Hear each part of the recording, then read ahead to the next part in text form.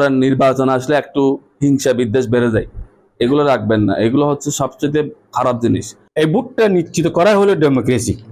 নির্বাচনের পর যখন সবাই বলবে ভোটটা ফ্রি ফেয়ার হয়েছে, তাহলে আমাদের ইজ্জতটা বাড়বে। আমি আশা রাখি আমাদের কার্ড ব্যবসায়ী সমিতির নির্বাচন অবাধ, সুষ্ঠু ও নিরপেক্ষ হবে।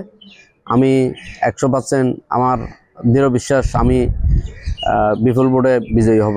আগামী মাসের 10 তারিখ আমাদের এই মাধবগঞ্জ জেলা কার্ড ব্যবসায়ী সমিতির নির্বাচন যদি সুষ্ঠু যদি ভোট হয়, ইনশাল্লাহ আমি 100% আশাবাদী আমি বিপুল ভোটে জয়যুক্ত হব।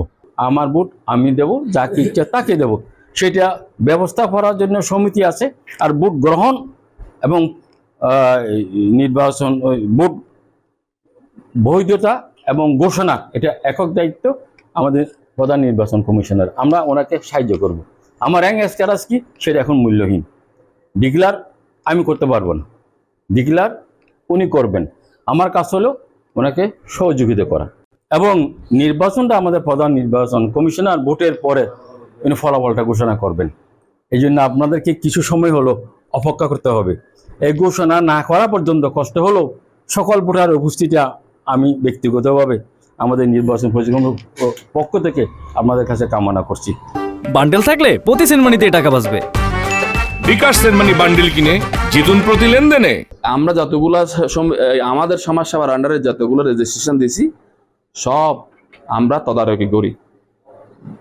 প্রতি বছর বা 2 বছর অন্তর অন্তর আমরা অডিট করি। অডিট করে একটা অডিট রিপোর্ট জমা দিলে তারপর আমরা, যেমন আপনারা অনুদানও পাবেন, আমাদের কাছ থেকেও অনুদান পাবেন। আমাদের একটা পরিষদ আছে, সমাজ কল্যাণ পরিষদ, জাতীয় সমাজ কল্যাণ পরিষদ, ওইখান থেকেও অনুদান পাবেন। তো এখন আপনারা আপডেট ছিলেন না বিদায় কেউ পান নাই।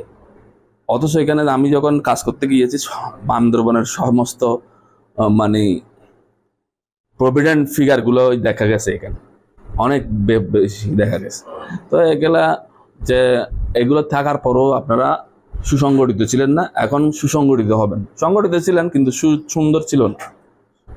তো এই ক্ষেত্রে আজকে থেকে আমরা যে জিনিসটা করব সেটা হচ্ছে মানে আপনারা চাচ্ছেন একটা সুন্দরভাবে চলার জন্য। তো একটা নির্বাচন বা কমিটি কাউন্সিল দরকার।